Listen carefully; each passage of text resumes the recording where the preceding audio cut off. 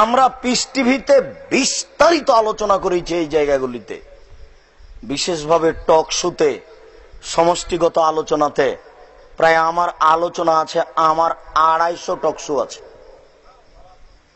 আর 69টি TV talk ব্যক্তিগত আলোচনা আছে। তাতে আমরা এই বিষয়গুলি খুব স্পষ্ট করেছি। শিরক বেদাতের বিষয়গুলি, এই পবিত্রতা অর্জনের বিষয়গুলি, কুসংস্কারের বিষয়গুলি, বিবাহের পূর্বের বিষয়গুলি, আল্লাহর রহমত আমি এই বিষয়গুলির প্রতিদিনই ছিলাম। সামনে অনেকে ডক্টর ছিলেন, কোন কোন ডক্টর আবার মুখের উপরে দু একটাতে বিরোধিতাও করেছে, বলেছেন আব্দুর রাজাক সাহেবের সাথে আমি একমত নই। ওলামায়ে দ্বীন এগুলিতে কিছু মতানক্য করেছেন। তখন আমি বলেছি ওলামায়ে দ্বীন আবার কি? রাসূল সাল্লাল্লাহু আলাইহি ওয়াসাল্লাম এভাবে বলেন, এইভাবেই বলা আছে।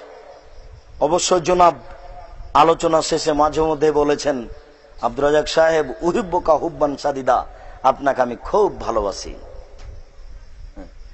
ডক্টর হিজবুল্লাহ উনি বলছেন আপনাকে আমি খুব ভালোবাসি।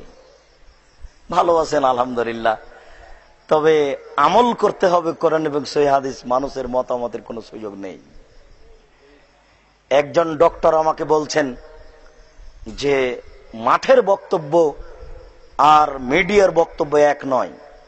তা আমি বলছি যে মাঠে থাকে মানুষ আর মিডিয়াতে থাকে ফেরেশতা। কি বলেন আপনি? আমি যখন একক আলোচনা করেছি তখন একবারে ছিঁড়ে ধুয়ে রেখে দিয়েছি। আপনি কিসের মিডিয়া? মিডিয়া মানে কি? এখানে যখন সুযোগ আসবে তাকে একবারে ধুয়ে রেখে দেবো, যা মিথ্যা তা মিথ্যা বলে দেবো জাতিকে। এমন ভাবে বলা আছে, সামান্যতম কোনো দুর্বলতা করা হয়নি। তা দেখবেন আল্লাহ যদি নিয়ে আসে সময়, কোনো সুযোগ নেই। মিডিয়া মানে মিডিয়াতে ফেরেশতা থাকে নাকি? মিডিয়াতে তো বেশিরভাগ থাকে সাধারণ মানুষ, কষ্ট পাবে যুবক, তোমরা 3 নম্বর শ্রেণীর মানুষ বেশি থাকে। আর এই মসজিদে ভদ্র মানুষ থাকে। ওখানে আমরা ঢাকার বুকে যেখানে 5-6 হাজার মুসল্লি, অনেকেই পিএইচডি ডিগ্রিধারী, তাদের সামনে আমরা রাত দিন মূর্তি ভেঙে লাঠি মেরে চৌচির করে দিলাম। আর এখানে ভয় দেখাচ্ছেন মানে? কত ছবি আর মূর্তি আর ভোটের নিন্দা করে ওই খুতবার মধ্যে পৃথিবীর সবচেয়ে ন্যাক্কারজনক, নোংরা, জঘন্য, বর্বর, অসভ্য কাজে যে ভোট, জুয়াচোরেরা টাকাকে লুটে খেলে লুটারুরা, আর দেশের কল্যাণ দেখাতে চাই জুয়াচোরেরা, লুটারুরা ব্যাংকের টাকাকে নিজের মনে করে জাতির টাকা ধ্বংস করে দেখায় নেতৃত্ব। আবার সাধুগিরি দেখাচ্ছে। দিন রাত বলে আসছি, পৃথিবীতে টাকা লুটে খাওয়ার সবচেয়ে বড় পথ হলো এটা, জুয়াচুরি করার বড় পথ হলো এটা, অসহায় মানুষকে বিপদে ফেলার পথ হলো এটা, মানুষের জমি জায়গা দাপটে দখল করার পথ হলো এটা। দাপট যার জমি তার, দলীয় ক্ষমতা যার জমি তার, দলীয় ক্ষমতা যার কেস খামার তার, দলীয় ক্ষমতা যার বিশ্ববিদ্যালয়ে চাকরি তার। আমরা দেখি না? কে দেখাতে চাচ্ছ তুমি যুবক? তোমাকে চিনি না, জাতিকে চিনি না। সবচেয়ে ন্যাক্কারজনক, নোংরা, বর্বর, অসভ্য কাজ হচ্ছে এই ভোট পদ্ধতি। নইলে 3 নম্বর শ্রেণীর মানুষের টাকা পয়সা এটা লুটে খাই কেন? খাবে কেন? সব দিন ছুটিতে দেখাবে এটা নাকি জন্ম দিবস, এটা নাকি মৃত্যু দিবস, এটা নাকি শোক দিবস, এটা নাকি মা দিবস, এটা নাকি বাপ দিবস।